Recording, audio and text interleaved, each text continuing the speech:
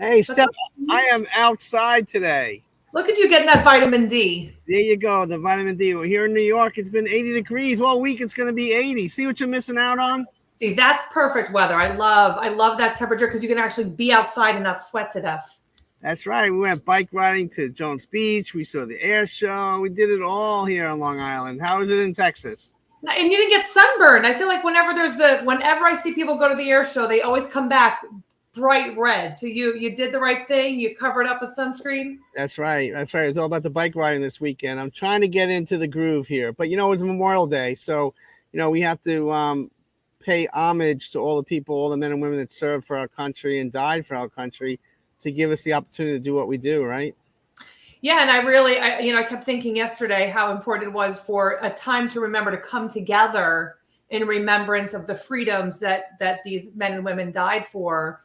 For us to be able to have what we have now. So yeah, it's a really important day to take a moment out of your time and just be thankful for what people have done for us. And remember why we have this 3-day weekend. Memorial Day is for the people that have perished. Veterans Day for everybody that served. So, those are important dates in our calendar in the United States, because without them, we're not here. We're not doing the things that we do. Exactly. We wouldn't be able to have a lot of the conversations we have if, we didn't have the freedoms to be able to say what was on our mind even. That's right. That's right. When we did a show in Florida recently for the Veterans Heat Factory, they are veterans that are struggling with PTSD. And we did 2 different shows a couple years back and a couple months back. And we raised a good amount of money to support those individuals that have served our country. And one of those individuals, my grandfather, I got to give it up to him. Grandpa, he's passed on many years now, but he served in World War II. And without him, I wouldn't be in where I'm at right now today. So I love you, Grandpa. And I've always admired and tried to look up to you. So a wonderful, wonderful man. But there's another wonderful man, George Hulse, who is unfortunately on life support in a Tampa hospital. And he has been a great friend of ours for the network, but also opened up some doors for Florida. And he is really struggling right now. And doctors say he may only have a few days to live. And I am deeply saddened and very upset by this, because he's a great man. Sometimes when you meet people, you don't really know their backgrounds, but they always step up to help others. And he was one of those guys. And I'm sure you've met people like George, right, Stephanie? Oh yeah, for sure. And it's a reminder of how important it is to be a good person. And you, Steve, you always step up and you're so helpful for other people. So I appreciate all the things that you do. You're definitely one of those for me. Thank you. Thank you. And, I was going through social media the other day, and I saw that Denzel Washington and his wife are having their 40th anniversary coming up. And they met on the set of Wilma, a TV show. And when I saw this, what does come to mind when you see this picture, Stephanie? Well, our friend Denzel, we got to hang out with him was it 3 years ago? We got to interview him. And so whenever I hear his name, and now it's not just I've seen him on TV, and now I've actually gotten to speak to him personally. And I just will always tell people what a genuinely nice guy he is. And that little short interview, which we're going to play, you talked about his wife. So when I saw this, I immediately thought of you in that interview. Let's show our viewers a little bit of what took place a couple years back. You are now tuned in to The Blueprint. She's an author, Stephanie McPhail. Welcome to the show, and you're with Denzel Washington. Hey, so nice to meet you. Where are you? I'm in Texas, actually. Oh, okay, cool. What part of Texas? I'm in Houston. My wife went to what's the name of that school? North Texas State in Denton. I just moved here from New York. I'm still like a newbie around here. Oh, okay. Yeah, I don't hear the twang. That's true. That's right. The New Yorker, the transplant. What part of New York? I was in Long Island. Okay. Cool. So in my book, Being Loved Shouldn't Hurt, I share how I learned. Wait, say that again. Your book is called what? Oh, sorry. Being Loved Shouldn't Hurt. Okay. So in my book, Being Loved Shouldn't Hurt, I share how I learned just how important it is to have a partner who is supportive of your dreams and goals rather than one who is critical and makes you doubt yourself and what's possible. Have you learned a similar lesson in your own life and relationship? That I should what? Have I learned that what? Say that Having a again? supportive partner, because from what I understand, your wife has been like the backbone for you. So Right. have you noticed that that's having a supportive partner is really important? I also understood the importance because I had the platform to talk about my wife and to applaud or commend or share with applaud and commend her, but to share with people the power of what she was doing. So I was consciously sending a message. I have been consciously sending a message for decades about the power of a supportive wife. And the fact of the matter is, yes, she's been supportive in every way and just did a magnificent job. First of all, she sacrificed her career for mine. Right. She's back at it now. She's back in business, but she sacrificed for our children. You know, she made every breakfast. She gave them religious instruction every day. Take Elsa out. She took them to school every day. So, you know, I talked about her being the backbone because she was there. You know, by the nature of my job, my kids didn't know if I was going to the store or going to Madagascar because I had to constantly leave to go get that that money, you know, to bring it home. So we understood our roles, and I learned to appreciate and respect her role in our home and commend her for that. But yeah, obviously, we need to and we try to support each other. Whether one can make it without that, I don't know. My mother made it without it, the support of my father from you know a certain point in our life. So obviously, it can be done. Needless to say, take more time. Not you, but we have to take more time with who we choose to be with. You know, why do we get into the relationship in the first place? Why do we get married in the first place? Is that person just fulfilling something that we think we need, or are they really supportive? Because I think experience has taught me people are who they are. I always say I never knock consistency, you know, and a person will tell you who they are. And yes, there's a honeymoon period, even before marriage and all of that. But a person will tell you who they are. They'll show you who they are. But you have to be careful in your decision to spend the rest of your life with someone. And unfortunately, and not just in today's society, but unfortunately, sometimes we find out too late because we got in there for the wrong reason. Mm-hmm. Stephanie, thank you so very much for joining us. We're going to move it along. Thank you, Steph. You got to get that twang, Steph. Get that twang, girl. I'm working on it.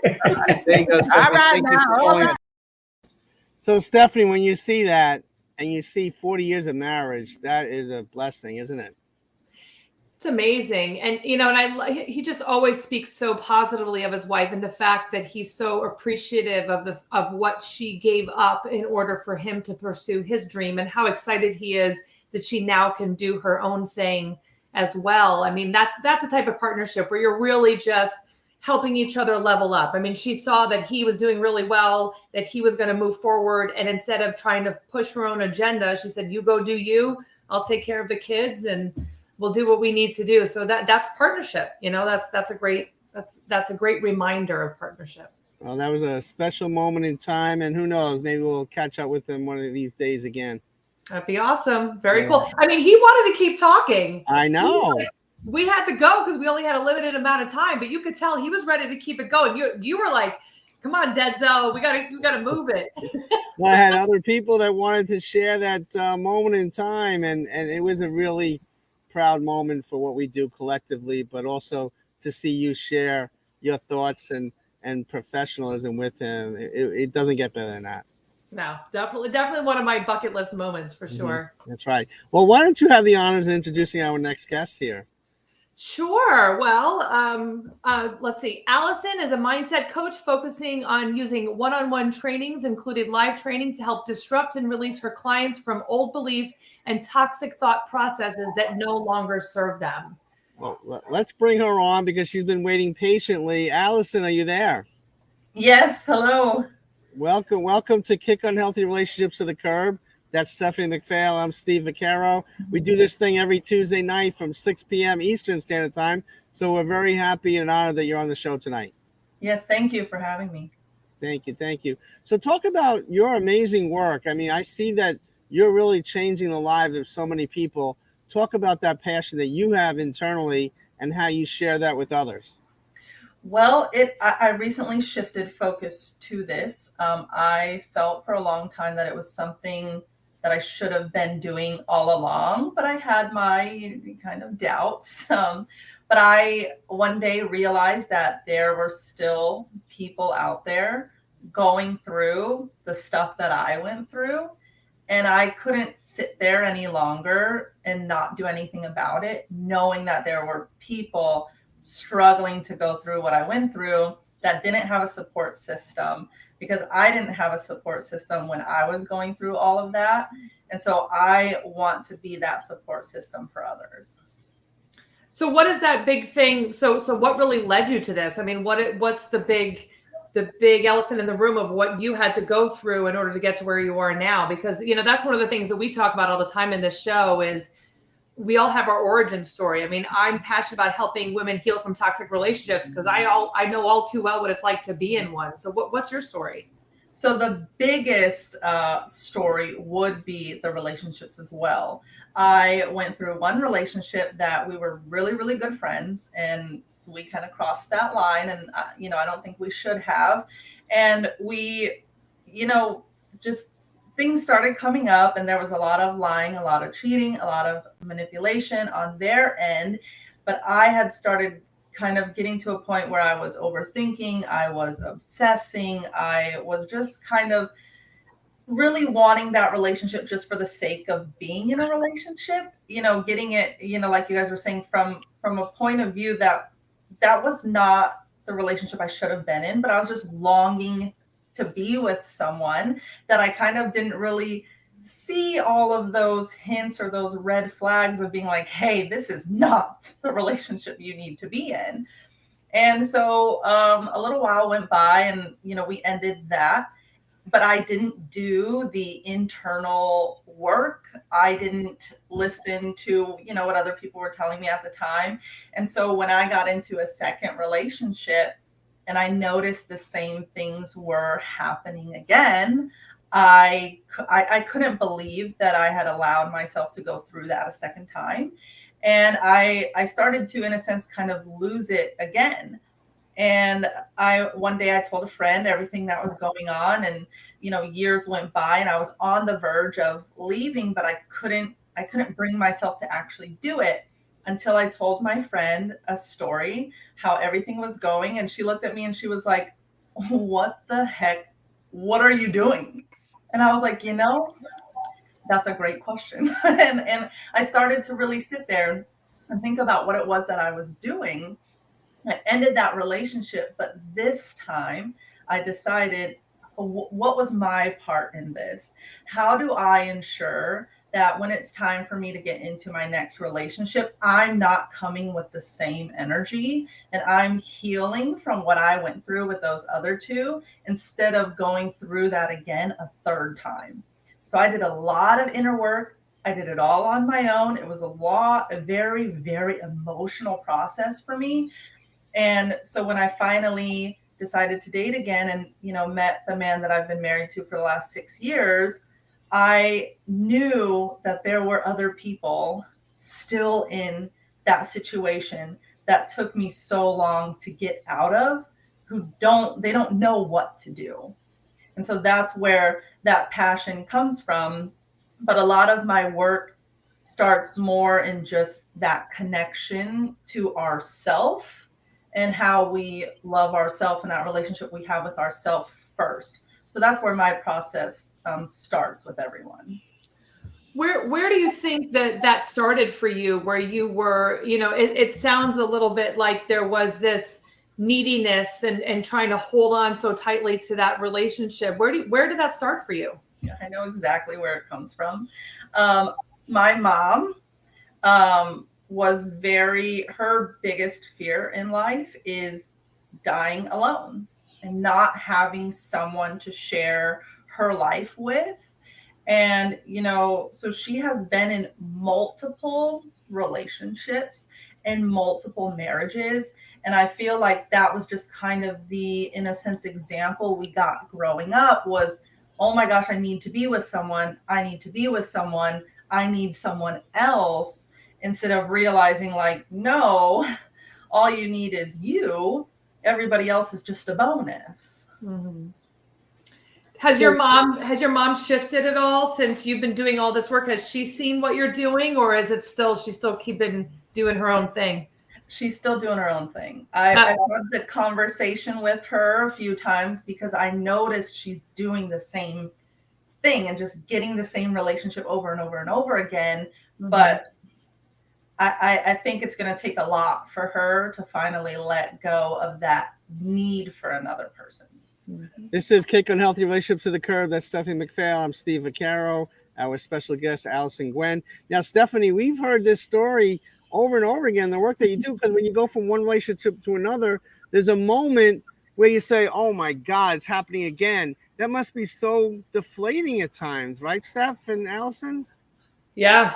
Well, and Allison, I really commend you on it only being 2 relationships. I mean, it's like sometimes it's just one right out. I mean, for me, it was like I took way longer to figure it out. So kudos to you for figuring it out so quickly. I think that it's really hard for us. It in a lot of ways, it's a lot easier to say, hey, these people are not good people, and these people did this to me. And it doesn't take away that that's real. They did treat us badly and all of that. But it takes a real different approach when we say, hey, wait a minute. I keep repeating these same things with different faces, but the same kind of issues.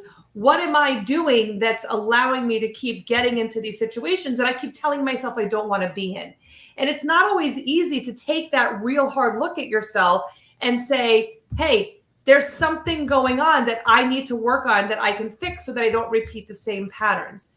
I wonder, Allison, if you notice with your clients, is that hard sometimes for them to kind of take the view off of looking at what the other person did to them and turn it around and see what they have done to keep themselves repeating these patterns? Yes, honestly, I think that's probably the hardest part, is that self-awareness aspect, because nobody really wants to sit there and say, oh, I was needy and I was clingy and I was this and I was that. It's just so much easier to put the blame on everybody else. But in order to really make those kinds of, life changes, you have to look at yourself. Because you can't control what anybody else does. The only thing you can control is, you and your own thoughts and all that. So you have to look at it from that point of view, or it's not going to change. Mm-hmm. So, Allison, do you share your journey with your clients? Do you share what you personally went through, or do you select your spots when you do that? I would say if it's right, because not everybody comes for relationship stuff. So I have, a lot of stories that I can relate to multiple different aspects. So it really just kind of depends on if that's a story I feel like they need to hear and that they can relate to that story, then I have no problem sharing it. Wow. And Allison, your ability to connect with your clients initially, what's your rapport like on the initial first couple of times you're meeting with a client? It's a little tough in the beginning because not everybody's ready and willing to open up within the first or second session.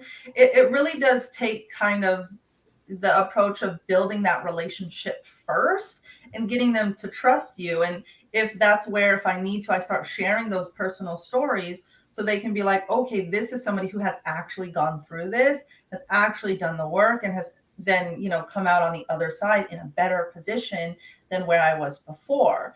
And so sometimes, some people are, easy like me, where I'll tell you on the very first session everything you want to know.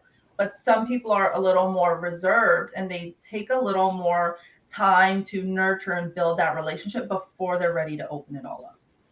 Well, I think that's related to trust. I mean, if you, because there's a bunch of different layers to trust. If you don't trust yourself because you've chosen unhealthy people, and then you don't trust other people because they've been unhealthy to you, they've been toxic to you, it probably makes it harder for people to come and just be really transparent and share everything that's going on for them. Yes, and judgment is a big factor there too. I always ensure everybody knows that I'm not here to judge you. I have been in those situations before. I've made some not so smart decisions. Like, there's zero judgment from me. It's confidential. I will not share your story, anything, without having asked for permission first, for a testimonial or for feedback or anything like that.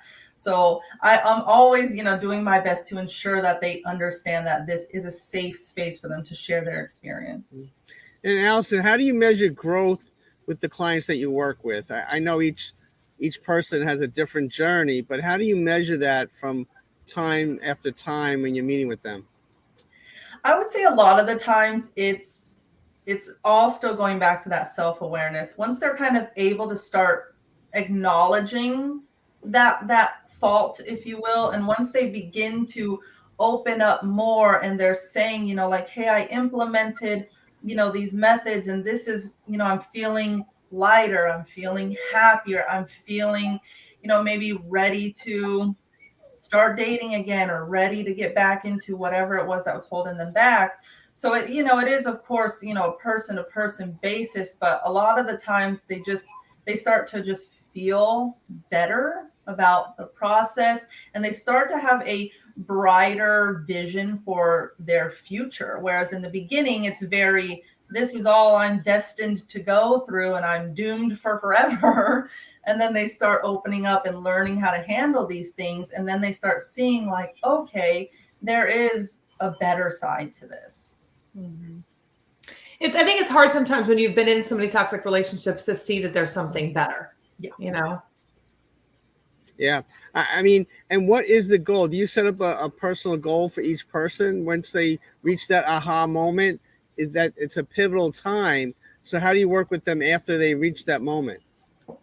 So usually when I usually work on about a 4 months at a time, because the reason I choose 4 months is because a lot of the stuff that everyone's going through is not something that happened overnight. It's something that, the mindset, the limiting beliefs, the thought processes go back, 20 years, 30 years, 40 years. And it's not something that is going to get fixed in a month or in 2 sessions or 3 sessions. So we usually go through 4 months, and there's different phases during that time.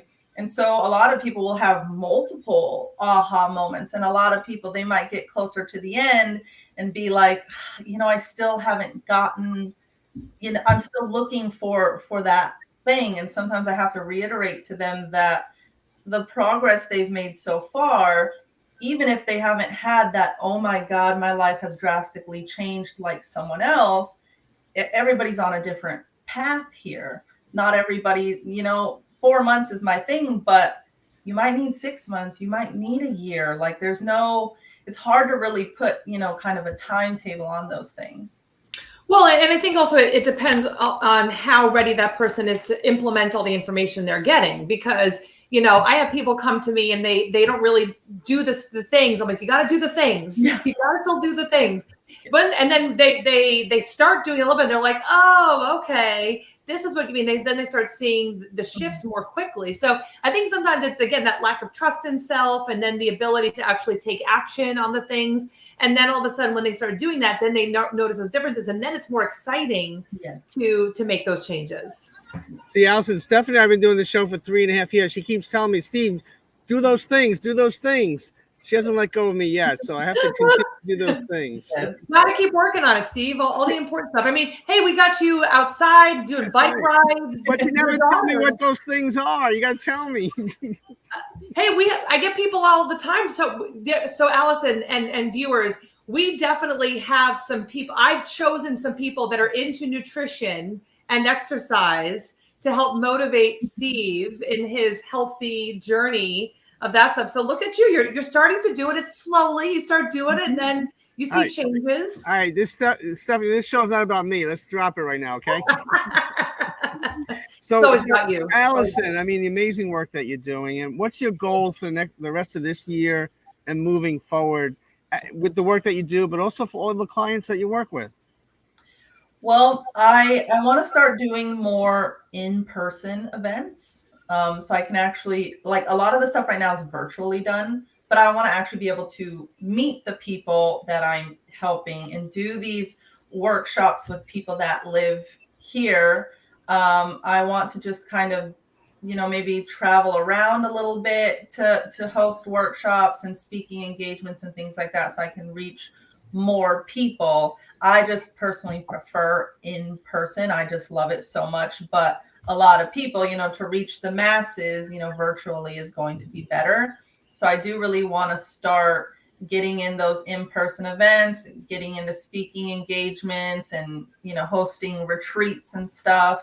But I just want to help people get, to the point that they ultimately want to be at.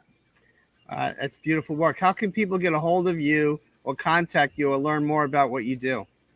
So Instagram and Facebook is going to be the best. There are the other links, but I will say I am most active on Instagram and Facebook. My email, though, is just elevatedaspectscoaching@gmail.com. Wow. I mean, you're doing wonderful work. You'll have to check back in with us in maybe a couple months or so, see how you're doing, and come back up on the show again. Oh, of course, I would love to. Thank you. Thank you for joining us here today. Thank you. Thank you. Stephanie, a great guest again. I mean, we're just pulling out all the stops. Of course. And I like that Allison has a bunch of different aspects to working with clients. It's not just about relationships. It's really about the self-work and the physical fitness and the mental aspects and all that great stuff. I mean, I totally agree. I think when you're looking at healing, you're looking at the holistic perspective, because it's not just the mind. It's not just what you're thinking. It's not just the experience. It's everything related to it. So I love the work that she's doing, and it looks like she's really passionate about it, which is awesome. It must be a cool moment for you when you see other women out there doing similar work to what you're doing and really getting it and making a difference, right?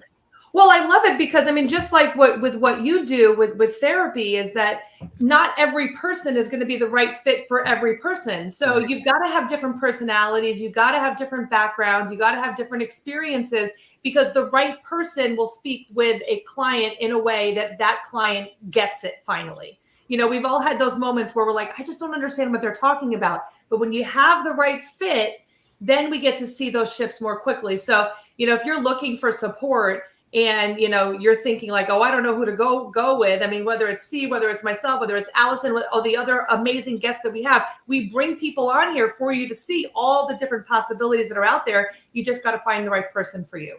All right, you're in Texas. I'm in New York. I'm gonna go back to the beach now. Okay, can I go now? Enjoy that perfect weather. I mean, today was 90, so it's a little bit hot and humid, but definitely not 80 degrees and close to the beach. So enjoy that.